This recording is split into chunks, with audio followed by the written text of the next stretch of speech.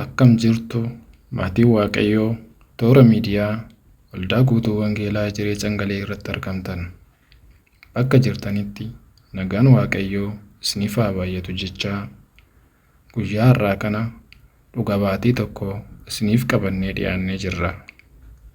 Gaafa guyyaa 27 ji'a tokkoffaa bara 2016 namni Waaqayyoo Sooraa Balaachoo Alamuu otoo kadhachaa jiranii ergaa Waaqayyoo biraa karaa isaanii dhufee akkas ture.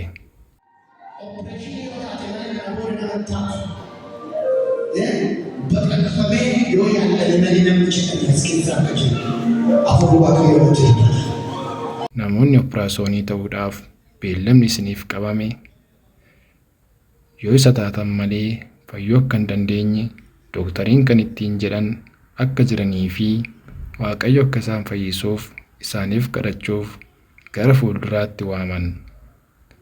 Namoonni rakkina akkasii qabanis fuulduratti ba'ani. Isaan keessaas dargaggeettiin Salaam kan jedhamtu turte. Hunduma isaaniif erga kadhatanii booddee isheen booddeetti akka haftu godhani.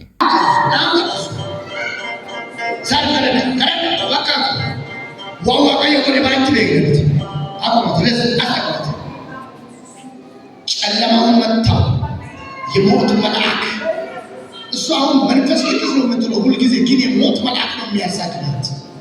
አፉርድ አሸሪያት መገለጥ ሰዓታት ራእይ ሰዓታት ይመስላታል። Hafuura du'aa ishee ari'atu erga irraa ifatanii booddee bakka ishee dhukkubuu qabanii Waaqayyoon kadhatanii fi ምን ይችላል አይ አንዱ ላይ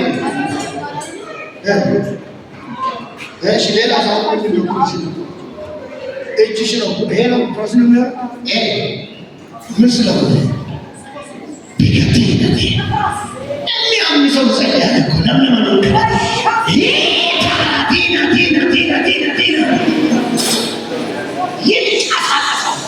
የእግዚአብሔር ኃይል የመንፈስ ቅዱስ እሳት የመንፈስ ቅዱስ እሳት የመንፈስ ቅዱስ እሳት ishees battaluma kadhatamee fi sana wanta duraan gochuu hin dandeenye akka gootuuf abboomani. ምንድን ነው የማይሰራችሁ? ምንድን ነው የምትሉ? ንገሪኝ፣ ምንድን ነው የምትሉ? የት አለ ታዲያ? ለምን እንቀሳቀሳል ታዲያ? ኢየሱስ ጌታ።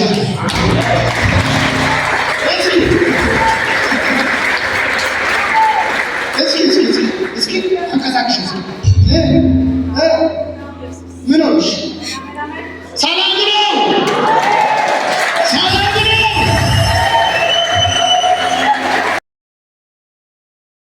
Yeroo akkas taasistus akka fayyitee mirkaneeffatte. Maarree akkuma dubbiin sagalee Waaqayyoo jedhu wanti Waaqayyoof dadhabame hin jiru.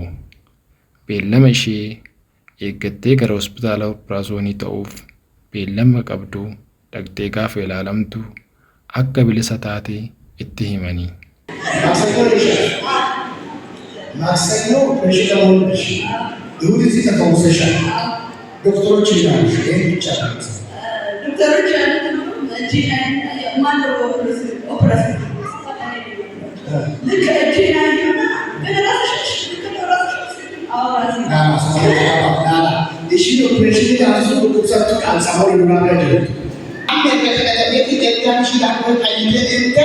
እሺ ኦፕሬሽን ያዙ ሱማሞ ብቻውስ ነው መብራት ይናገር እሺ ማለት ነው ከዛዋላ አዋራሲ እሺ አራዲና እሺ ምንም ምንም የለውም ድማል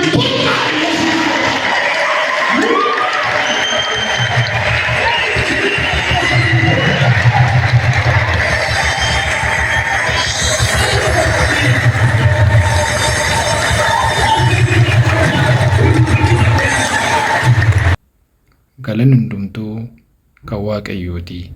Waaqa harka araaraa fi fayyisuu isaa godheefis fuula saba Waaqayyoo dura dhaabbattee dhugaa baateetti. Waaqayyoonis galateeffatte.